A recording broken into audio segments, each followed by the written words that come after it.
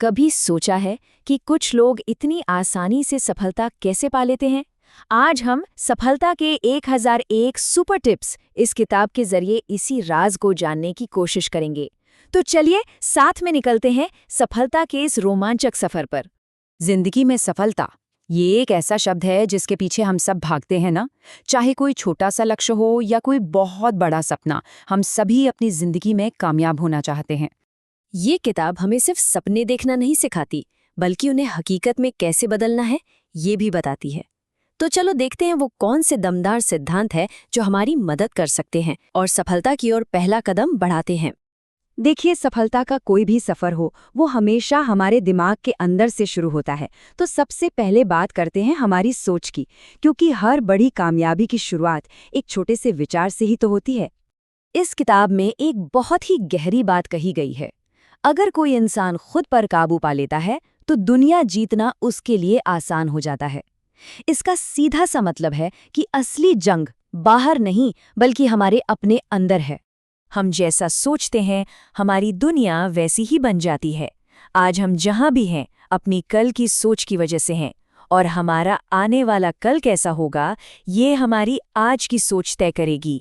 तो सवाल यह है कि इस सोच को सही रास्ते पर कैसे लाया जाए। जवाब बहुत सिंपल है, एक पॉजिटिव रवैया रखकर। जैसा कि एक पुरानी कहावत है, अंधेरे को कोसने से अच्छा है कि एक छोटी सी मोमबत्ती ही जला ली जाए। और पॉजिटिव रवैये का मतलब ये नहीं कि सब कुछ अच्छा अच्छा सोचना है। नहीं, इसका सीधा सा मतलब है कि मुश्किलों को देखकर रोना नहीं, बल्कि उनका हल ढूंढने पर फोकस करना है। बिल्कुल अंधेरे में उम्मीद की एक किरण जलाने जैसा। तो सोच तो ठीक है, पर ये तो सिर्फ पहला कदम है ना? असली खेल तो तब शुरू होता है जब हम इन विचारों को एक्शन में बदलते हैं, और यहीं से शुरू होता है हमारा दूसरा पड़ाव, कर्म।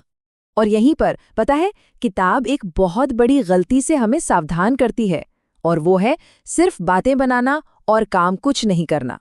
ये तो कुछ ऐसा ही हुआ जैसे कोई पेड़ पर चढ़कर मछली पकड़ने का इंतजार कर रहा हो। सफलता बातों से नहीं मिलती, काम करने से मिलती है। तो फिर सही रास्ता क्या है? किताब के हिसाब से बस 3 सिंपल स्टेप्स हैं। पहला, एक साफ लक्ष्य तय करें। दूसरा, उसे पाने के लिए एक सॉलिड प्लान बनाएं। और तीसरा, सबसे जरूरी, उस प्लान पर लगातार बिना रुके काम करते रहें।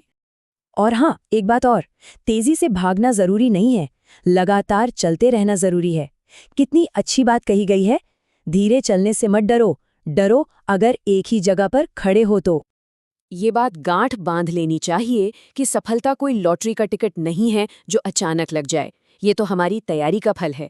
सीधी सी बात है, अगर हम प्लान बनाने में फेल होते हैं तो असल में हम फेल होने का ही प्लान बना रहे हैं। लेकिन क्या हो अगर प्लान काम ना करे, अगर हम हार जाएं?